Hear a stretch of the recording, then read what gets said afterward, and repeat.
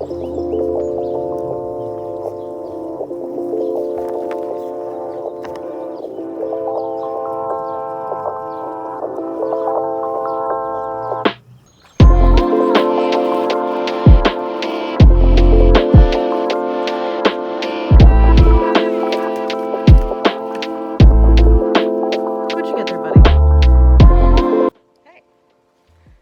it's spring here in Pennsylvania, which means it's the growing season.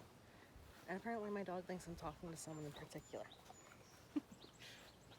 So I wanted to do one more series on this channel, and that would be gardening and kind of being self-sufficient, cooking and all of that. It's always been in the plans, but there is of course a season to do it. And we're going to start with this. I'm by no means a master gardener, but I have been kind of dabbling in gardening since I was a small child, thanks to my mother, and my father is also very big into gardening, but neither of those are master gardeners either, mostly produce. So what I'm going to show you today is what I have in my tiny little backyard, which is by no means anything spectacular. I would say the space is maybe 20 by 20 feet square in the corner of my yard. So just kind of show you how I'm going to transform this space into my own little personal area of a garden and what it's going to produce in such, a small space. And there's going to be a lot of container gardening as well. Not much of this is going to be in the ground. It's going to be very low till. So this is pretty much the size of it. A lot of this was very cheap, or I was given for free, or so be it. By the way, this thing's really cool. It's called the Little Burrows. It's a little attachment that you put on your wheelbarrow, and it has little holders and stuff, cup holders. You can put gloves in here. I've been using it to store seeds because I have a habit of losing them. But it is really nice, especially if you have a huge property. It would be very handy. But you can put rakes and shovels in these little holders, and it's pretty stable. But here she is, the main of it. So let's start over here. This is a small greenhouse. Now, one thing with these is they have a tendency to fall over. And I mean, this already fell over, one bad windstorm, and all of my seed starters were gone. So I ended up having to buy a lot of plants to kind of catch up with the season, but I still do have some things in here. There's one plant that I really like that's only grown in southern states because it really wants heat, and PA is not one to have that, and that is okra. And I have the spineless variety right here. I just planted these today. In here, it's getting up to 100 degrees, which we're hitting our southern states, so it'll be quite nice in here for the okra, but no other plants that I want to be growing for the rest of the season will really thrive in here. A lot of them, Pennsylvania is cold, but in the summer it gets up to 98 degrees. It's wet and hot, not nearly like our southern counterparts have, but it gets toasty. So most plants thrive up here in the springtime, outside of our tropicals. So let's start with these big planters. Now these were made by my father. It's obviously just a giant blue barrel. I believe this was a water barrel of sorts, so it is food safe. But in here I have planted on this row birdhouse gourds, and then on this row peppermint. Peppermint is you don't want to plant it in the ground. It will take over. I did a mistake over there with it, and yeah, it still grows back even though I've whacked it down a few times. And then on the opposite side I have another variety of birdhouse gourd. They're basically a variety of gourd that dry out really well, and you can turn them into bowls and birdhouses. And then behind it I have oregano. Next door to this one, we have our pepper plants. I do like spicy foods, but not too bad. So we have sweet banana, jalapeno, and then Tabasco. I do want to try to make a hot sauce this year, so I'm hoping these do well. And I really like banana peppers for pickling to put on sandwiches. Directly behind our peppers, I have this buried treasure, pink strawberry. And I've been meticulously picking the berries off of it. It is so small yet, and I've heard that if you take the berries off of them as they grow, it will put more effort into growing the plant itself. So then you'll have better yields later on rather than tiny yields spontaneously. So I'm going to try that out this year. Back over this way to this planter, we do have a we have a red beefsteak tomato. I don't grow a ton of tomatoes on the basis that I don't eat a ton of them. Reflux, so things like sauces and stuff like that I shouldn't really be eating, but I do like a good tomato, especially for sandwiches and whatnot. And last year when I planted tomatoes, they did way too well. I planted 3 plants and it became a tomato jungle out here. So we're gonna do just 1 plant this time. Next to the red beefsteak tomato, we do have a patio variety of grape tomato. And then next to that, in just these 2-gallon buckets, they are like $5 a piece, and they are food safe. To judge if a bucket is food safe, you want to look for a little triangle with a 2 inside on the bottom of it. Those are usually cheaper than the ones that outright claim that they're food safe, but they are food safe. But I do have garlic in here. They're doing very well. Then I have this blueberry plant. I think it's a legacy blueberry. I'd have to find the tag for it. But it's doing very well. It's been blossoming and everything else. A lot of new growth over the past few weeks. I bought this last year on clearance, right before winter set in. And I just kept it inside until it grew a little bit bigger. And these are cold hardy, so I will be able to leave this outside this winter. I'll probably tuck it in the greenhouse though. And then next to that, we have onions that have not yet sprouted. I don't know if they're still viable because I planted them at the same time as the garlic, but you know, who knows? The soil I got for these buckets were really bad. Don't buy cheap soil.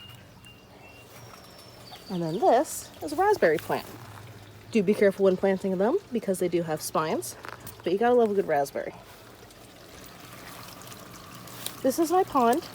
There was fish in here, but I think they were stolen. There was like a single bluegill in there, so a little bit big of a target. It is a 25-gallon container. I was gonna use the bluegill as bait, but I'm probably gonna put some comets in here once I get a few more rocks and really set it up, do a small variety of fish. And we just have a canister filter. How this works is the water comes in through here, it goes through a foam filter, and then there's bio balls down here, which help by adding in beneficial bacteria, and then it flows out to here. So I'll be setting this up a little bit better. I did used to have a large pond, which was set up next to that pink plant over there. Someone decided to use it as their personal puppy pool and ripped the liner because he kept throwing that jolly egg in there. So eventually it started leaking.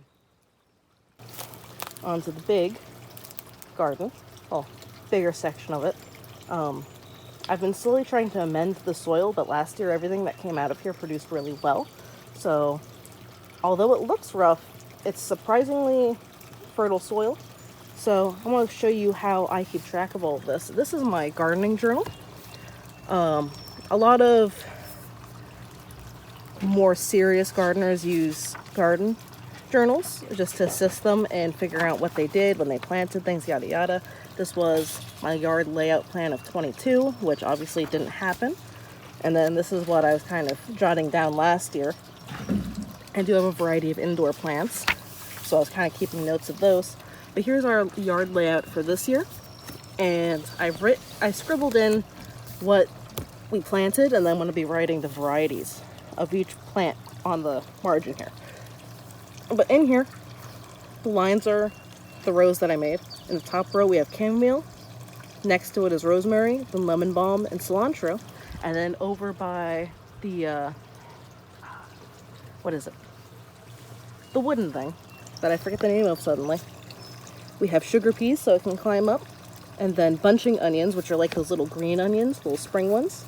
Chives, and then parsley. A lot of this was done yesterday. It's finally warm enough out to be doing this kind of stuff, and it's been beautiful days out here. So we'll keep you updated on how everything goes. Probably just in the shorts feed, because I don't think I can make a whole breakdown of this. Maybe I'll do a quick pond build when I start to really overhaul that, but it's been kind of on a back burner. I need to clear out the old pond and grab some of the stones from it. In order to do that, I'll probably line stones around the outside. So yeah. For videos on how to dry out everything and how to utilize it well later on. That's where a lot of the bulk of this will be, up until next year when we will either upgrade this space further or we will start taking over the rest of the yard. However, I do like to give Moose his running space because he does have some activity levels. Anyway, get outside and get a little gardening done this year. It's a wonderful year to do it, and it's always fun to start. I would always recommend, getting plants from a good nursery. Go to a good plant store, garden centers and whatnot.